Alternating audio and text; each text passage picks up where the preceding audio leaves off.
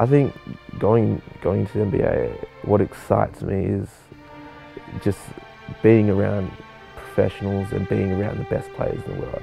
Going into a situation where it's either college or NBA, you're still playing against people that are older than you, and I think that's what excites me, playing against those type of players. Shades of Michael Jordan back in high school. Little baby Michael right here. Over here. There's Dante Exum. Good for that. And the foul.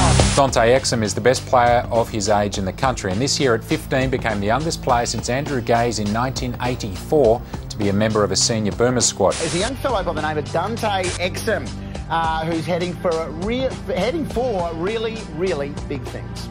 The kid out of Australia, Dante Exum, who lit up the under-19s, and I saw him at the Nike Hoop Summit. Long, athletic, 6'5", can play the 1 and the 2. Dante Exum is such an exciting player. He's a great talent. He's quite a dynamic player on the court. He will represent Australia well, just because of who he is and how he speaks and how he carries himself. I think it's someone that Australians would be proud to say, yeah, he's one of us. At the World Championships, Dante really proved how passionate he is to represent the green and gold. He showed people his leadership qualities as a leader, and that's going to be very important for him as he moves forward in his basketball journey as a point guard. If you buy a PlayStation game 2K NBA, he's actually already in the game. Oh, wow. So the PlayStation have penciled him in anyway. Dante Exum, 18, currently at the AS. The position I see myself as is a point guard, but I'm also a combo guard that can switch between both positions of the 1 and the 2. Yeah, first when he did come in, I was kind of thinking that he would be a combo guard more so than a point guard, but over the time that he's been here and being with him like on a day-to-day basis, he really has improved his ball handling, his decision making, and his vision up the floor. His key strengths was his versatility offensively. He carried the ball for us. We were able to post him up. We were able to run him off screens. Yeah, definitely speed is one of my strengths in the game. It helps you with the ability to get past players and create that help defense, so you can find that open guy or even create for yourself. He's got good speed for his size, you know, and someone who can play the one spot at his size and advantage, and then his ability to push the ball and advance the ball and penetrate and get in the rim, get to the rim.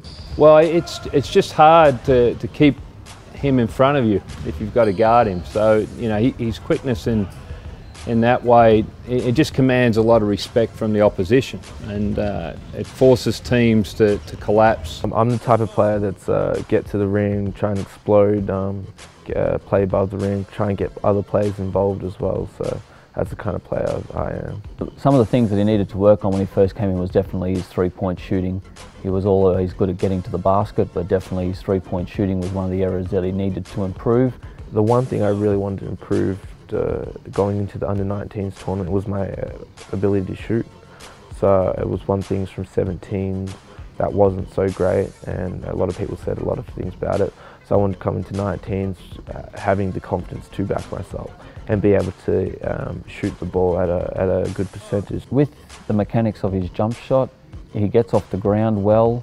At first he did have like a slow and low release on his jump shot, so it's been with the help of performance analysis and being able to break down his jump shot where he's getting more legs into his shot, so he's jumping higher off the ground, and just he's being stronger with his release and his follow through on his jump shot and giving more arc into the shot has been one of the main focuses that we've been working on with him. Coming to the AAS would have been like the time when I realised that this is what I want to do. So I think that's around 15, that was when I kind of made the decision that I'm going to stop playing any other sport and just focus on basketball.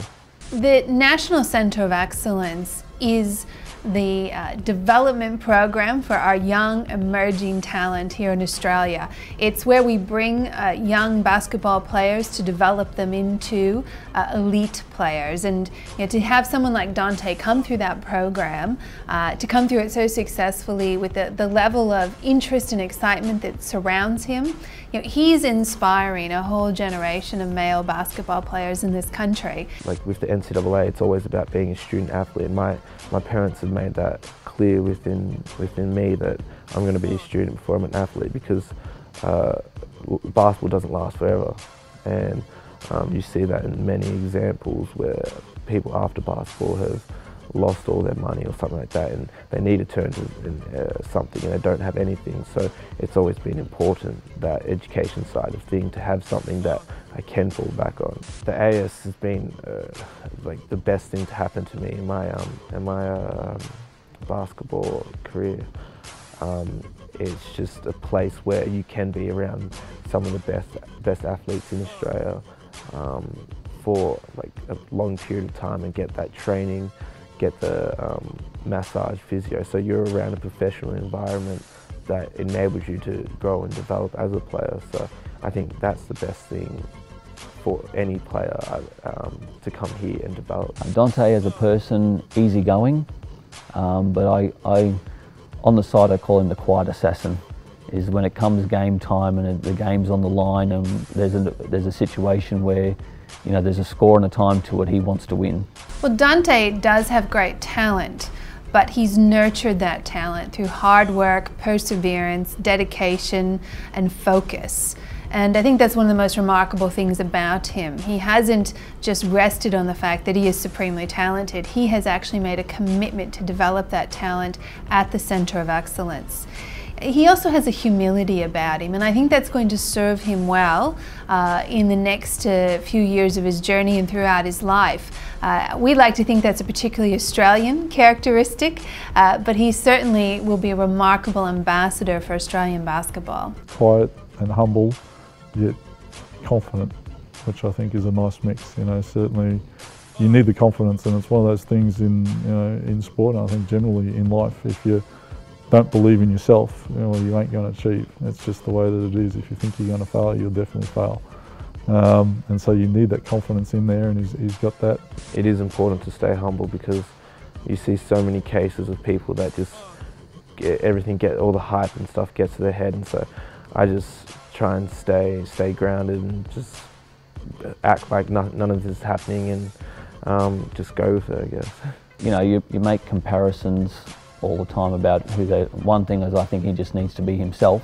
But if you're comparing him with somebody else, as I know his like idol is Derrick Rose. I don't really look at other players and say, yeah, I play like him.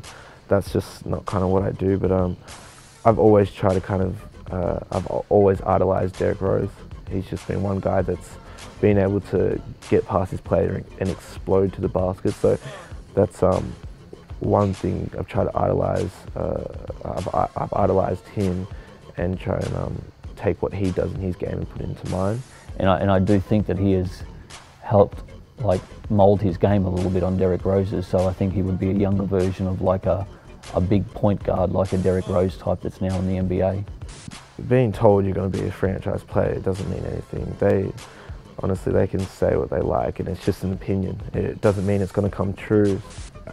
Dealing with, I guess, that pressure, it doesn't really matter to me, because I know I'm just going to do what I can to get to that, because that's obviously one of my goals. So I don't think there's any pressure in it. I've had pressure my whole life. The thing that I'd bring to any team, to say, is just someone that's ready to learn. Like I love listening to how some of the veteran guys got to where they are and how they improve their game. So I think that's just the one thing, and like going into a team like that where you're one of the youngest guys, it's just that ability to learn. And I found that through the Boomer stuff, and being able to learn through people like Patty Mills and Joe Ingles. So I think that's one thing, and just obviously just be a hard worker, just to be in the gym and take on anything that anyone's saying and try and improve.